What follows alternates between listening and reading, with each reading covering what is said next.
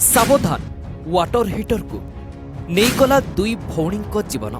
Plastic बाल्टी रे व्यवहार करंतु नहीं। छोटो पिलांको ठारू दूर रे रखंतु। ओह कि शीत!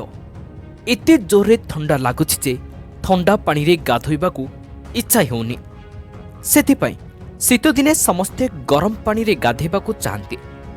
गरम पानी करिबा पाई एबे घरे घरे वाटर हीटर व्यवहार करुछंते। हेले पानी को गरम करिबा पाई व्यवहृत हेउथिबा एही रड शीत दिने पानी को तो गरम करिथाय, किंतु सतर्क जदि न रहिबे ताहले करेंट लागिबार मध्य बहुत चांस रहिछि आउ जीवन भी चली जाए। सेहि भली एक घटना उत्तर प्रदेश मुजफ्फरनगररू सामना को आसीछि। एठारे घरे पानी गरम करुथिबा बेले वाटर हीटर संस्पर्श रे आसी दुई भौणीक मृत्यु होइछि। एही घटना परे सारा अंचल रे शोकर छाया खेली जाइथिला। मृतक बड़ भौणी निधि प्रथमे इलेक्ट्रिक इमर्सन रड रो संस्पर्श रे आसीथिले, जहा परे निधि को करेंट लागिथिला। बड़ भौणी को करेंट लागिथिबा देखि 19 वर्षीय सान भौणी लक्ष्मी भौणी को बंचाइबा पई आसीथिले, किंतु से भी करेंट रो संस्पर्श रे आसी गुरुतर आहत हेले। घटनार सूचना मिलिबा मात्रे स्थानीय पुलिस दुई भौणी को घरे पहुंचीथिले, किंतु सेतेबेलकू बहुत डेरी हो जाइथिला। दुई भौणी को जीवन चली जाइथिला। पोस्टमार्टम परे मृत भौणी को शव को परिवार को दिया जाइछि। घरर झियों को हराई पितामाता भांगी पड़िछंती।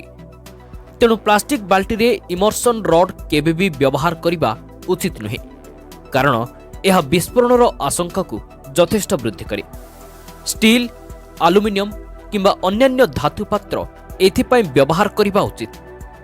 जदि प्लास्टिक बाल्टी रे प्रचुर परिमाणर पानी गरम करा जाए तेबे बाल्टी तरली जाए, जहा फल रे विस्फोरण होई पारे। एहा व्यतीत जदि बाल्टी रे बहुत कम पानी थाए तेबे रड जली पारे एवं विद्युत आघात सृष्टि करि पारे। तेणु इमर्सन रड व्यवहार करिबा समय सर्वाधिक सतर्कता आवश्यक। अन्य धातु पात्र रे मध्य पानी गरम करिबा समय एहाको सीधा सड़क भूमि रे रखिबारु बंचंतु। पात्र को काठ प्लाटफॉर्म उपरे रखंतु। इमर्सन रड चालुथिबा समय बाल्टी को छुंतु नहीं। एहाको बंद करी प्लग काढ़िबा परे ही बाल्टी को स्पर्श करंतु।